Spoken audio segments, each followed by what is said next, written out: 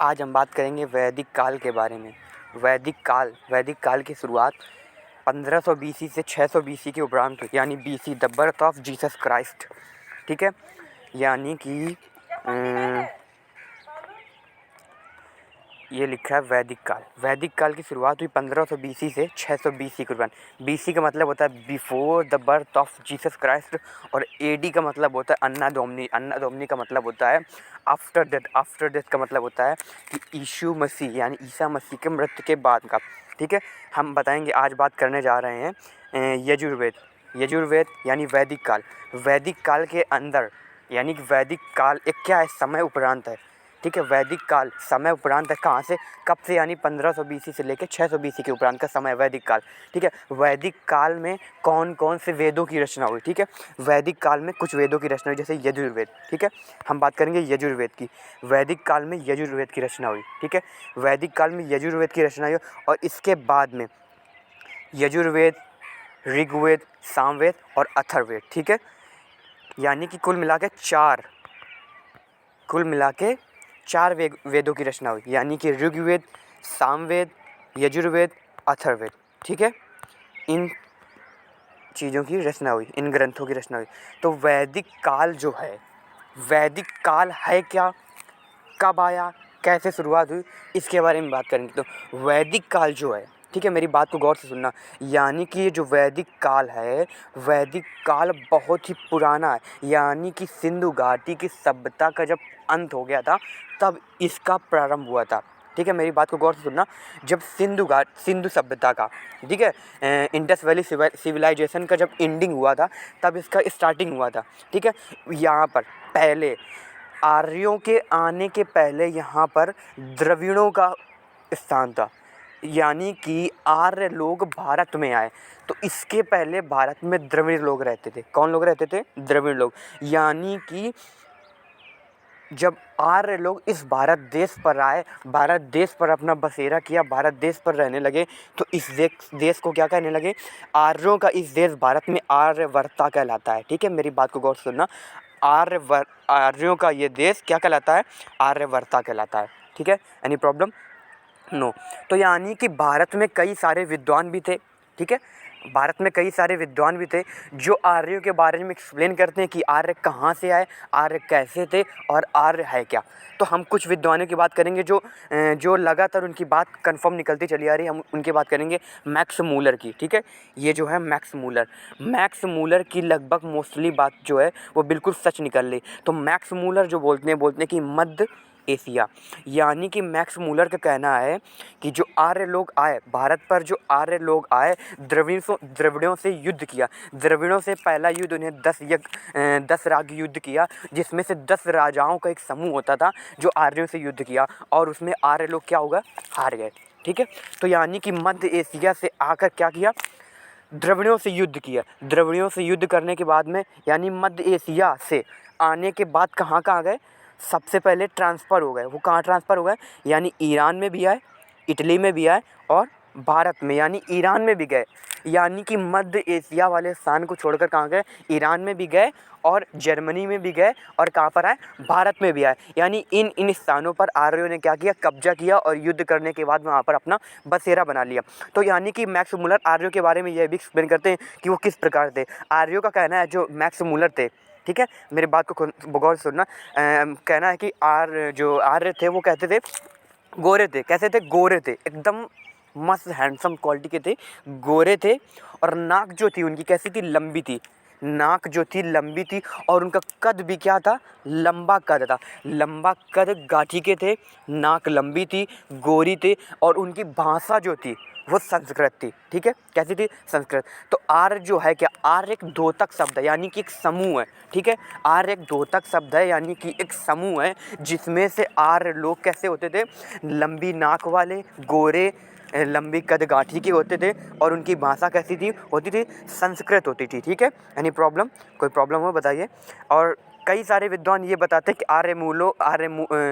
जो आर्य लोग थे वो किस स्थान से है। डॉक्टर अविनाश चंद्र जी बोलते हैं डॉक्टर अविनाश चंद्र। डॉक्टर अविनाश चंद्र भी बोलते हैं कि मूल प्लेस ऑफ आर्य, यानी कि आर्यों का जो मूल स्थान है वो क्या है, सप्त सैंधव प्रदेश है। एनी प्रॉब्लम, यानी कि आर्य लोग जो आए वो कहाँ से आए, सप्त सैंधव प्रदेश से आए। यानी ठीक है, कौन बोलता है, doctor Avinash and doctor Sampurnanand, ये दोनों लोग, डॉक्टर अविनाश और डॉक्टर संपूर्णानंद, ये दोनों लोग बोलते हैं कहाँ से आए, ये दोनों लोगों का कहना है कि आर्य लोग कहाँ से आए, सप्त सिंधु प्रदेश। सप्त का मतलब होता है सात, सप्त का मतलब सात, यानी कि 7 नदियाँ।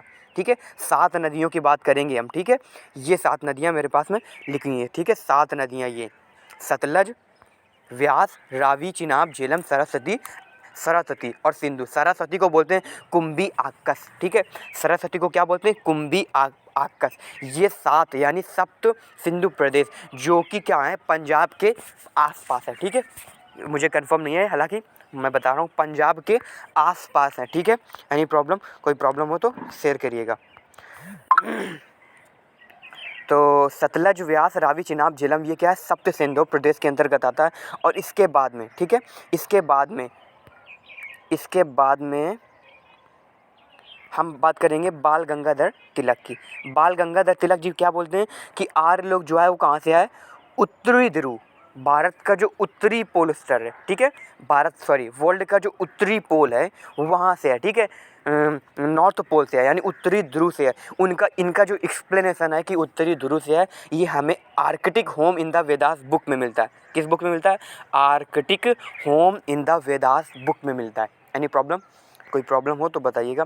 ठीक है, बाल गंगाधर तिलक का बोलना है कि ये जो आर्य लोग आए कहाँ से है, उत्तरी ध्रुव से आए, और Arctic home in the Vedas book में क्या है, इसका एक्सप्लेनेशन मिलता है। ठीक है, कोई प्रॉब्लम नो।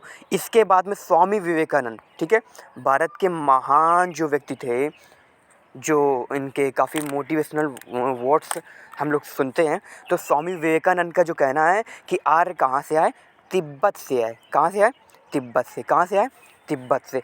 आर्य लोगों का जो आना हुआ वो कहाँ से आए, तिब्बत से आए।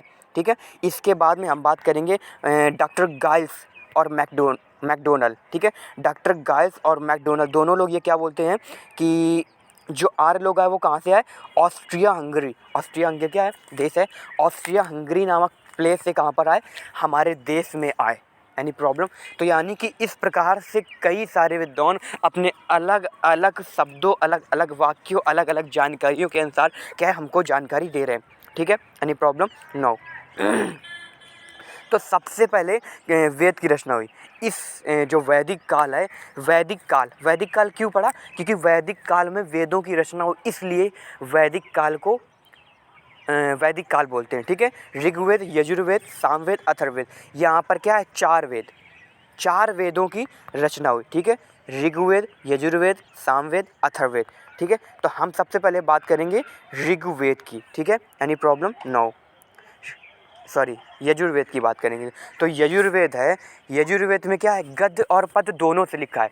यजुर्वेद में जो लिखावट है वो गद्य और पद्य दोनों से लिखा है। ठीक है, गद्य और पद्य दोनों से लिखा गया है। और इसके बाद में अनुष्ठानों और कर्मकांडों में यूज जो है श्लोकों तथा मंत्रों का संग्रह, यानी कि यजुर्वेद में क्या है, अनुष्ठान भी है और कर्मकांड भी है। अनुष्ठान और कर्मकांड में किसका यूज हुआ है, श्लोकों का। किसका, श्लोक का भी यूज हुआ है, और किसका यूज हुआ है, मंत्र का भी यूज हुआ है। एनी प्रॉब्लम, श्लोक और मंत्र दोनों का यूज हुआ है। ठीक है, श्लोक और मंत्र दोनों का यूज हुआ है, जिसमें से 40 मंडल, ठीक है, 40 मंडल और 2000 ऋचाएँ हैं। ठीक है, 40 मंडल और 2000 ऋचाएँ हैं। ठीक है, एनी प्रॉब्लम नो। ठीक है,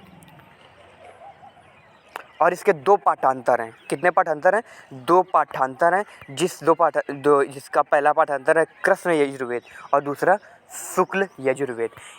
ठीक है, यजुर्वेद के बारे में हमको थोड़ा सा नॉलेज होगी। यजुर्वेद किस लिखावट में, गद्य और पद्य दोनों में, जो कि संस्कृत भाषा में लिखा हुआ है। अनुष्ठानों और कर्मकांडों में श्लोकों तथा संग्रहों का यूज है, जिसमें से 40 मंडल और 2000 ऋचाएँ हैं। 2 पाठांतर यानी कृष्ण यजुर्वेद और शुक्ल यजुर्वेद। हमारे भी कई सारे पेपरों में क्वेश्चन आ जाता है कि यजुर्वेद जो है किस लेख में लिखा है, गद्य और पद्य में लिखा है, किस में लिखा है।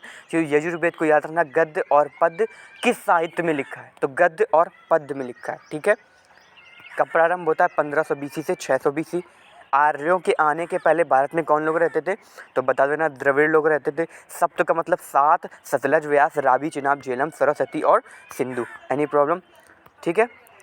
आर्य सभ्यता को ही वैदिक सभ्यता कहा गया। पहले आर्य सभ्यता, क्या सभ्यता, कौन सी सभ्यता थी? आर्य सभ्यता को ही वैदिक सभ्यता क्यों कहा गया? क्योंकि जब आर्य लोग भारत में आए तो ये आर्य सभ्यता होगी। इसके बाद में उसी सभ्यता के दौरान वैदिक यानी वेदों की रचना, इसलिए आर्य सभ्यता को ही क्या बोला गया? वैदिक सभ्यता बोला गया। और आर्य सभ्यता का जो क्या नाम है, आर्य सभ्यता जो डेवलप हुई वो कहाँ पर? सिंधु व गंगा की घाटी में। ठीक है, सिंधु नदी व गंगा नदी की घाटी में ही आर्य सभ्यता का क्या हुआ? उद्गम यानी विकास हुआ। ठीक है, आर्य सभ्यता का इस तरीके से विकास हुआ। हम आपको कुछ 2 चीज़ बताना चाहते हैं। ये सत्यमेव जयते और अस्तोमा सत्यम। सत्यमेव जयते का हमने कई बार वर्ड सुना होगा, आपको पता भी होगा कि कहाँ कहाँ देखने को मिलता है सत्यमेव जयते। एक ऐड भी आता है, एक एपिसोड भी आता है जो उनका आमिर खान का है। सत्यमेव जयते जो है मुंडकोपनिषद से लिया गया है। सत्यमेव जयते किससे लिया गया? मुंडकोपनिषद से लिया गया। और अस्तोमा सदगम किससे लिया गया है? ऋग्वेद से लिया गया है। आप 2 बात को याद रखिएगा, ठीक है। और इंग्लिश में हम 2 चीज़ बताना चाहते हैं। लीप्स एंड बाउंड का मतलब दिन दूनी एंड रात चौगुनी। ठीक है, हम बोलते हैं दिन दूनी रात चौगुनी, हिंदी में बोलते थे, तो इंग्लिश में होता है लीप्स एंड बाउंड। तो बोलते हैं एक और वर्ड, नेक्स्ट वर्ड आता है जोरू का गुलाम। ठीक है, जोरू का गुलाम। हैंडपैक्ड माने होता है जोरू का गुलाम। कई बार हमने गाँवों में सुना होगा, अपने घरों में भी सुना होगा, अपने पड़ोसों में कई सारे दोस्तों के बारे में बीच में भी हो जाता है। तो हैंडपैक्ड का मतलब होता है जोरू का गुलाम। Any problem? तो अगेन एंड अगेन का होता है बार बार, अगेन एंड अगेन यानी बार बार। और नाउ और अगेन का मतलब होता है कभी कभार। नाउ एंड अगेन का मतलब कभी कभार या कभी कभी। ठीक है, ये 4 वर्ड। ठीक है, nice to meet you, good bye.